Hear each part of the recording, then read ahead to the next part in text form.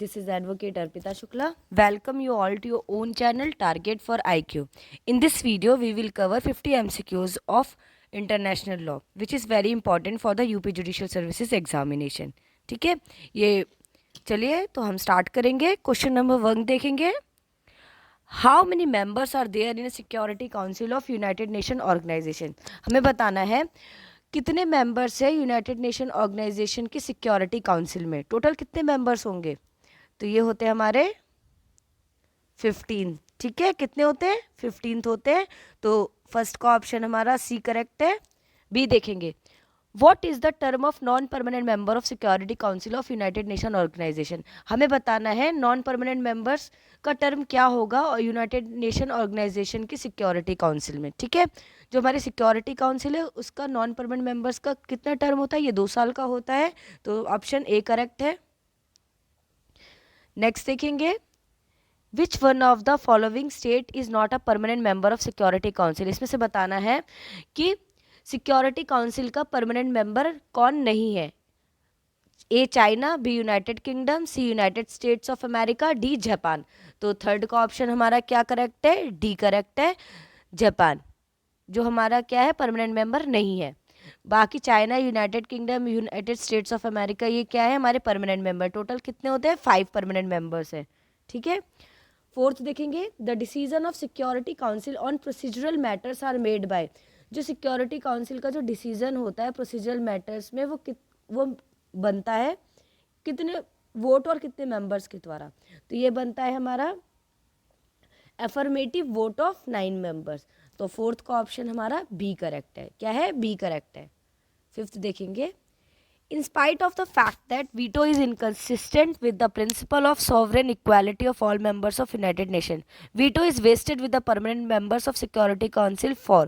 हमें बताना है इसके बावजूद जो हमारा वीटो है वो इनकन्सिस्टेंट है with the principle of sovereign equality of all members of United nation. Veto is wasted with the permanent member of security council for. जो वीटो है वो वेस्टेड है permanent member of security council पे. किसके लिए है? वो है मेंटेन करेगा इंटरनेशनल पीस एंड सिक्योरिटी के लिए. ठीक है, किसके लिए? Maintaining international peace and security. Veto क्या है? इनकंसिस्टेंट है सॉवरेन इक्वालिटी के प्रिंसिपल के अकॉर्डिंग. ठीक है, लेकिन जो वीटो है वेस्ट हो सकता है permanent members of security council के पास, जिससे कि वो इंटरनेशनल पीस एंड सिक्योरिटी को मेंटेन कर सके. तो फिफ्थ का ऑप्शन हमारा बी करेक्ट है. सिक्स देखेंगे. The voting procedure in the security council for admission of a member to the United Nation is by. जो वोटिंग प्रोसीजर है सिक्योरिटी काउंसिल में कि जो भी मेंबर स्टेट है एडमिशन लेना चाहता है, मतलब वो चाहता है कि सिक्योरिटी काउंसिल का मेंबर बने, तो उसमें क्या तो किसके द्वारा होगा?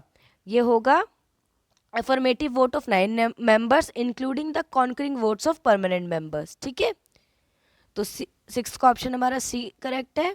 नेक्स्ट देखेंगे. The action required to carry out the decision of Security Council for the maintenance of international peace and security shall be taken by which of the following. जो एक्शन बताना है, जो सिक्योरिटी काउंसिल जो decision लेती है international peace and security को maintain करने के लिए, उसका एक्शन रिक्वायर होता है. ठीक है, उस जरूरी है. तो वो किसके द्वारा लिया जाएगा? वो एक्शन वो लिखा जाएगा all the members of United Nation और some of them as a Security council में डिटरमाइन. उन सारे यूनाइटेड नेशन के सारे मेंबर्स के द्वारा और जो सिक्योरिटी काउंसिल जिसको डिटरमाइन करेगा उनके द्वारा जो सिक्योरिटी काउंसिल डिसीजन लेता है इंटरनेशनल पीस एंड सिक्योरिटी को लिया जाएगा. ठीक है. 8 देखेंगे. Which is not a peaceful means of settlement dispute under international law. इसमें से बताना है इंटरनेशनल लॉ का पीसफुल सेटलमेंट जिससे हो सके, इसमें से वो क्या नहीं है? तो वो है हमारा रिटॉर्शन. क्या है? रिटॉर्शन, कॉन्सिलेशन, निगोसिएशन, गुड ऑफिस. इन तीनों के ही द्वारा पीसफुल सेटलमेंट हो सकता है डिस्प्यूट्स का. ठीक है, जो भी इंटरनेशनल लॉ है वो किसके द्वारा क्या पीसफुल मेंटेन कर सकता है, पीस मेंटेन कर सकता है? वो कॉन्सिलेशन, निगोसिएशन और गुड ऑफिस के द्वारा कर सकता है. बट इसमें रिटॉर्शन का ऑप्शन नहीं होगा. तो 8th का ऑप्शन ए करेक्ट है हमारा. 9th देखते हैं. Which of the following articles of United Nations Charter deals with functions and power of economic and social council. हमें बताना है कौन सा आर्टिकल है यूनाइटेड नेशन चार्टर का जो इकोनॉमिक एंड सोशल काउंसिल के फंक्शंस और पावर से डील करता है। तो ये हमारा आर्टिकल 62 और 75 डील करता है, ठीक है। तो आर्टिकल 62 एंड 63 डील करता है, 62 एंड 63। तो 9th का ऑप्शन हमारा सी करेक्ट है, article 62 and 63। Originally the number of members of Economic and social Council were, और जो ओरिजिनली हम इकोनॉमिक एंड सोशल काउंसिल में कितने मेंबर्स होते हैं, तो 18 होते हैं। तो इसमें 18th का ऑप्शन सी करेक्ट है। 11th देखेंगे, 10th का ऑप्शन हमारा सी करेक्ट है, 18। 11th देखेंगे, द इकोसॉक Economic and social Council consist of कितने मेंबर है, ये हमने पहले ही पढ़ा था। तो ये हमारे टोटल क्या है, इकोसॉक में टोटल 18 मेंबर्स हैं, ठीक है। 12 देखेंगे, in which city is the United Nation Human Right Council is based. जो हमारे पिछली बार हमने देखा था, जो ओरिजिनली मेंबर की बात करा था 10th में, किसकी ओरिजिनली मेंबर्स कितने थे हमारे, 18 थे। बट यहाँ पे 11th में हमारा क्या है, इसमें पूछा है कि इकोनॉमिक एंड सोशल काउंसिल में टोटल कितने मेंबर्स हैं। तो टोटल हमारे यहाँ पे है 54 मेंबर्स, ठीक है। तो यहाँ पे देखिए कंफ्यूज मत होइएगा, उसमें ओरिजिनल मेंबर्स की बात करिए और इसमें ओवरऑल मेंबर्स की बात करें। तो कितने इसमें 54 मेंबर्स हैं। तो 11th का ऑप्शन डी करेक्ट है, एक बार आप यहाँ पे करेक्शन कर लीजिएगा। 12th देखेंगे, in which city is the United Nation Human Right Council is based. जो United Nation Human Right Council है वो किस सिटी पे बेस्ड है, तो ये है हमारा जिनेवा में, ठीक है। 12th का ऑप्शन सी करेक्ट है। 13 देखते हैं, the peaceful settlement of dispute is a principle accepted by all United Nation members and imposed on them. जो पीसफुल सेटलमेंट है डिस्प्यूट का, वो प्रिंसिपल है जो एक्सेप्ट किया गया सारे यूनाइटेड नेशन के मेंबर्स के द्वारा और इम्पोज किया गया उनके द्वारा। तो ये आर्टिकल 2 के क्लॉज 3 में बताया है, किसमें, आर्टिकल 2 के क्लॉज 3 में बताया है। 14 देखेंगे, under which article of the United Nation charter the security council has the power to use force against a state. हमें बताना है यूनाइटेड नेशन चार्टर के कौन से आर्टिकल में जो सिक्योरिटी काउंसिल है उसके पास पावर है कि वो स्टेट के अगेंस्ट फोर्स यूज कर सके। तो ये आर्टिकल 42 में बताया, ठीक है। तो इसका ऑप्शन डी करेक्ट है, आर्टिकल 42। देखना है, the powers of general assembly of United Nation in the field of international peace and security are in principle. जो जनरल असेंबली की जो पावर्स है यूनाइटेड नेशन की in the field of international peace and security are in principle, किस principle पे है, तो ये secondary to those of security council. तो 15th का ऑप्शन हमारा बी करेक्ट है। 16th देखेंगे, the provision relating to composition of security council is made by which article of United Nation chapter. हमें बताना है जो यूनाइटेड नेशन का कौन से यूनाइटेड नेशन चार्टर के कौन से आर्टिकल में हमें सिक्योरिटी काउंसिल की कॉम्पोजिशन के बारे में बताया कि उसमें कितने मेंबर्स होंगे, कैसी बनेगी। तो ये हमें बताया है आर्टिकल 23 में, किसमें, आर्टिकल 23 में। तो 16th का ऑप्शन हमारा डी इज करेक्ट। 17 में बताना है which one of the following is not the function of Economic and social council. इसमें से बताना है कि इकोनॉमिक एंड सोशल काउंसिल का इसमें से कौन सा फंक्शन नहीं है। ए देखिए, इसमें हमारा जो हमारी इकोनॉमिक एंड सोशल काउंसिल है ये क्या कर सकता है, इकोनॉमिक एंड सोशल डेवलपमेंट को प्रमोट करेगा, ये ठीक है, ए ठीक है हमारा। क्या ये प्रमोट कर सकता है better standards of human welfare को, ये भी ठीक है। सी देखेंगे, supervision and control of function of specialise agency. जो स्पेशलाइज एजेंसीज है उनके ऊपर सुपरविजन और कंट्रोल कर सकता है उनके फंक्शन को, देखिए ये तो गलत है। डी देखते हैं, observance of human rights and fundamental freedom. Human rights और उनके फंडामेंटल फ्रीडम्स को ऑब्जर्व करेगा, तो ये ठीक है। तो 17th का ऑप्शन हमारा सी टिक होगा, ठीक है। तो इसमें एक ही ऑप्शन गलत है, supervision and control of function of specialise agency, ये इकोनॉमिक एंड सोशल काउंसिल का काम नहीं है। तो 17th का ऑप्शन हमारा डी करेक्ट, सी करेक्ट है, ठीक है। 18 देखेंगे, which one of the following organs of United Nation has formally suspended its operation. इसमें से कौन सा यूनाइटेड नेशन का ऑर्गन है जिसने फॉर्मली अपने ऑपरेशन को सस्पेंड किया था, तो ये किसका है, तो ये ट्रस्टीशिप काउंसिल के द्वारा है। तो 18th का ऑप्शन सी करेक्ट है। 19 देखेंगे, which principal organ of United Nation has no work and is not there for functioning. जो इसमें से बताना है यूनाइटेड नेशन का कौन सा प्रिंसिपल ऑर्गन है जिसका कोई काम नहीं है और नहीं वो फंक्शन कर रहा है अभी, तो ये हमारा है ट्रस्टीशिप काउंसिल। 19th का ऑप्शन भी। 20 बताएंगे, where is the headquarter of international court of justice is situated. International court of justice का हेडक्वार्टर कहाँ है, देखिए हेग में, तो 20 का ऑप्शन सी करेक्ट है। 21 देखते हैं, द जजेस of international court of justice are elected for a term of, जो जजेस हैं इंटरनेशनल कोर्ट ऑफ जस्टिस के, वो कितने साल के लिए इलेक्ट होते हैं? ये 9 साल के लिए इलेक्ट होते हैं, तो 20 का ऑप्शन सी करेक्ट है। सॉरी 21 का ऑप्शन हमारा क्या है? डी करेक्ट है, ठीक है, 21 का ऑप्शन हमारा डी। 22 देखेंगे, the official language of international court of Justice है, जो इंटरनेशनल कोर्ट ऑफ जस्टिस की ऑफिशियल लैंग्वेज इसमें से क्या है? तो ये हमारी है फ्रेंच और इंग्लिश। क्या है? फ्रेंच और इंग्लिश। 22 का ऑप्शन ए करेक्ट है। 23 देखेंगे, which of the following elect the जजेस of international court of Justice, इसमें से इंटरनेशनल कोर्ट ऑफ जस्टिस को कौन इलेक्ट करता है? तो ये हमारे General assembly of United Nation और security council of United Nation, ये दोनों ही क्या करती है? हमारे इंटरनेशनल कोर्ट ऑफ जस्टिस के जजेस को इलेक्ट करते हैं। तो 23 का ऑप्शन डी करेक्ट है। 24 देखेंगे, द जजेस of the international court of justice are, जो जजेस इंटरनेशनल कोर्ट ऑफ जस्टिस के, वो जनरल असेंबली और सिक्योरिटी काउंसिल के द्वारा इलेक्ट कर, ये हमने ऊपर 23 में भी देखा था। तो ये क्या? 24 का ऑप्शन ए करेक्ट है। 25 देखेंगे, the first Indian appointed as a जज of international court of Justice was, हमें बताना है फर्स्ट इंडियन जज अपॉइंट हुए थे इंटरनेशनल कोर्ट ऑफ जस्टिस में, वो कौन थे? तो वो हमारे नागेंद्र सिंह जी थे। तो 25 का ऑप्शन बी करेक्ट है। 26 देखेंगे, nomination of the person for election as member of international court of justice is done by, जो भी इंटरनेशनल कोर्ट ऑफ जस्टिस में जो मेंबर्स का इलेक्शन होता है, उनका जो नॉमिनेशन होता है, जो भी हमारे इंटरनेशनल कोर्ट ऑफ जस्टिस में नॉमिनेशन हो रहा है पर्सन्स का, उनका इलेक्शंस कैसे होगा? तो इनका इलेक्शन होगा हमारा national group in the Permanent Court of arbitration में। किसके द्वारा होगा? National group of in the Permanent Court of arbitration के द्वारा। जो भी हमारे मेंबर्स को जो नॉमिनेट हुए हैं इलेक्शन के लिए, उनको कौन नॉमिनेट करेगा?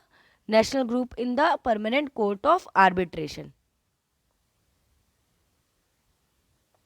27 देखते हैं, the quorum of international court of justice is, International court of justice का क्वोरम कितना होता है? तो ये होता है हमारा 9 जजेस का।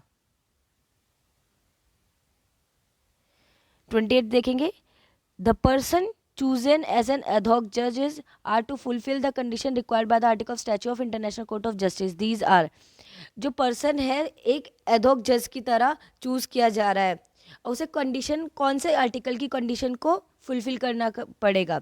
जो इंटरनेशनल कोर्ट ऑफ जस्टिस का जो स्टैचू है, उसके हिसाब से कौन से आर्टिकल में ये बताया गया है जो एडहॉक जजेस हैं उनको कंडीशन फुलफिल करनी पड़ेंगी?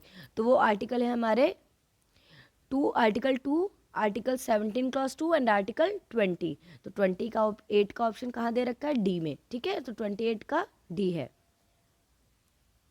29 का है,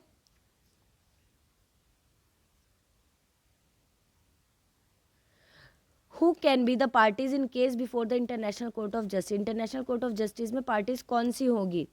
तो ये होंगी हमारी स्टेट्स, ठीक है, कौन होगी? स्टेट्स होंगी। 30 देखेंगे, a decision of international court of justice has a binding effect, जो इंटरनेशनल कोर्ट ऑफ जस्टिस का डिसीजन होता है वो किस पे बाइंडिंग इफेक्ट होता है उसका? तो उसका बाइंडिंग इफेक्ट होता है पार्टीज पे, जो पर्टिकुलर केस की जो पार्टीज हैं उनके ऊपर अकेले होगा, ठीक है। तो 30 का ऑप्शन ए हमारा करेक्ट है। 31 देखते हैं, अ जज of international court of justice can be dismissed by, जो इंटरनेशनल कोर्ट ऑफ जस्टिस के जो जजेस हैं वो डिसमिस होते हैं, किसके द्वारा डिसमिस किए जाते हैं? वो हमारे यूनानिमस ओपिनियन होता है कोर्ट के अदर जजेस का, तो उनके द्वारा होते हैं। तो 31 का ऑप्शन हमारा किस में दे रखा है? सी में, unanimous decision of the other जजेस ऑफ द कोर्ट। 32 देखेंगे, in which of the following cases did International court of Justice refrain from giving its final judgment, हमें बताना है कि कौन से केस में जो इंटरनेशनल कोर्ट ऑफ जस्टिस है अपने आप को बचाया है फाइनल जजमेंट देने से। बचा रहे थे, किस में बचा रहे थे? कि वो बचाया था न्यूक्लियर टेस्ट केस में, उसमें वो नहीं चाहते थे कि जजमेंट दे। तो 32 का ऑप्शन बी करेक्ट है। 33 देखेंगे, who amongst the following may be parties in a case before the international court of Justice, इसमें बताना है कि कौन पार्टीज हो सकती है इंटरनेशनल कोर्ट ऑफ जस्टिस के सामने। तो ये हमारी होंगी मेंबर स्टेट्स खाली, ठीक है, ये हमने पहले भी पढ़ा था एक तरीके से। तो इसमें कौन होंगे इंटरनेशनल कोर्ट ऑफ जस्टिस के सामने? कौन जाएगा? मेंबर स्टेट होंगे, वही पार्टीज होंगी, ठीक है। 34 का क्या है, which one of the following sources has not been listed in the statute of international court of justice, international court of justice के स्टैच्यूज में कौन सा इसमें से कौन इन ऑप्शंस में से कौन सा सोर्स है जो नहीं लिस्टेड है, ठीक है, जो नहीं बताया गया। देखिए ट्रीटीज भी बताया गया है, कस्टम्स भी बताया गया है, प्रेसिडेंट नहीं बताया गया, ठीक है, और राइटिंग ऑफ जूरिस के बारे में भी बात किया है। तो 34th का ऑप्शन हमारे यहाँ पे सी करेक्ट आता है। 35 देखते हैं। The principle of corporate personality was applied by the international court of justice as a source of law in the, हमें बताना है कि कौन से केस में जो इंटरनेशनल कोर्ट ऑफ जस्टिस ने उसने बताया था principle of corporate personality apply होनी चाहिए, ठीक है, as a source of law. तो कौन से केस में बताया था हमारा, ये बताया था बार्सिलोना ट्रैक्शन केस में। किसमें बताया था, बार्सिलोना ट्रैक्शन केस में बताया था। जो प्रिंसिपल है कॉर्पोरेट पर्सनैलिटी का वो अप्लाई किया जाएगा इंटरनेशनल कोर्ट ऑफ जस्टिस के द्वारा as a source of law. 36 देखेंगे। Which one of the following is applied by the international court of justice as subsidiary means for the determination of rules of law. इसमें बताना है कि international court of justice के द्वारा as a subsidiary means for the determination of rules of law apply किया गया है। किसमें अप्लाई किया गया है, रूल्स ऑफ लॉ को डिटरमाइन करने के लिए, ठीक है। तो ये किसमें है, 36 का ऑप्शन बी, जुडिशियल डिसीजन में। 36 का ऑप्शन बी करेक्ट है। The judgment of international court of justice is to be signed by, जो इंटरनेशनल कोर्ट ऑफ जस्टिस का जो जजमेंट है वो किसके द्वारा साइन किया जाता है, ये साइन किया जाता है प्रेसिडेंट और रजिस्ट्रार ऑफ कोर्ट के द्वारा। तो 37 का ऑप्शन ए करेक्ट है। 38 देखेंगे। In which of the following International court of justice can be remove by, इसमें से कौन से में जो इंटरनेशनल कोर्ट ऑफ जस्टिस है रिमूव कर सकते हैं, कौन कर सकता है, कैसे करेंगे। तो ये हमारा होगा a resolution of general assembly, जो जनरल असेंबली की रेजोल्यूशन होगा इसके द्वारा इंटरनेशनल कोर्ट ऑफ जस्टिस के जो जजेस हैं वो रिमूव हो सकते हैं। तो 38 का ऑप्शन बी करेक्ट है। 39 देखते हैं। The international court of justice consist of, जो इंटरनेशनल कोर्ट ऑफ जस्टिस में कितने मेंबर्स होते हैं, देखिए टोटल 15 मेंबर्स होते हैं। उसमें क्या होगा, एक प्रेसिडेंट होगा, एक वाइस प्रेसिडेंट होगा और 13 मेंबर्स होंगे। तो इसका ऑप्शन ए करेक्ट है। 39 का ऑप्शन ए, एक president, vice president and 13 members. 40 देखेंगे। The secretary general of United Nation is appointed by, जो यूनाइटेड नेशन के सेक्रेटरी जनरल है वो किसके द्वारा अपॉइंट होते हैं, ये अपॉइंट होते हैं जनरल असेंबली के द्वारा। 40 का ऑप्शन हमारा ए करेक्ट है। 41 देखेंगे। The 5-year term of the secretary general of United Nation has been fixed by, जो सेक्रेटरी जनरल का जो 5-year टर्म होता है यूनाइटेड नेशन में वो किसके द्वारा फिक्स किया जाता है, वो हमारा फिक्स किया जाएगा resolution of United nation general assembly के द्वारा। 42 देखेंगे। The real power of appointment of secretary general lies with the, जो रियल पावर होती है सेक्रेटरी जनरल के अपॉइंटमेंट की वो किसके पास होती है, वो पावर होती है जनरल असेंबली के द्वारा और सिक्योरिटी काउंसिल के द्वारा। 42 का ऑप्शन सी करेक्ट है। 43 देखते हैं। Indicate the correct answer, indicate हमें इसमें करेक्ट आंसर बताना है। जो मिस्टर कॉफी अन्नन है वो क्या थे, वो कितने नंबर के सेक्रेटरी जनरल थे यूनाइटेड नेशन में, तो ये थे हमारे 7th नंबर के। तो 43 का ऑप्शन सी करेक्ट है। 44 देखेंगे। Who is present secretary general of United nation, present general secretary कौन है यूनाइटेड नेशन के, वो एंटोनियो गुटेरेस है। तो 44 का ऑप्शन ए करेक्ट है। 45 देखते हैं। Who is the present permanent representative of India to UN, हमें परमानेंट रिप्रेजेंटेटिव बताना है जो इंडिया का परमानेंट रिप्रेजेंटेटिव है यूनाइटेड नेशन के लिए, ठीक है। तो वो कौन है प्रेजेंट, रुचिरा काम्बोज। जो रुचिरा काम्बोज है वो प्रेजेंट परमानेंट रिप्रेजेंटेटिव है इंडिया की टू यूएन। तो 45 का ऑप्शन हमारा ए करेक्ट है बिल्कुल। 46 देखेंगे। On which date the statutes of international criminal court has come into force, हमें बताना है कि किस दिन इंटरनेशनल क्रिमिनल कोर्ट का स्टैचू फोर्स में आया था। तो ये आया था हमारा 1 जुलाई 2002 में। तो 46 का ऑप्शन सी करेक्ट है, 1 जुलाई 2002। 47 देखेंगे। Which one of the following is empowered to set up commission for the promotion of human rights under United Nation charter, United Nation charter के अंडर ये बताना है कि इसमें से कौन सा उसके पास क्या है कि वो ह्यूमन राइट्स की प्रमोशन के लिए कमीशन को सेटअप कर सके, ठीक है। ये किसके पास है पावर, ये पावर है हमारी इकोनॉमिक एंड सोशल काउंसिल के पास।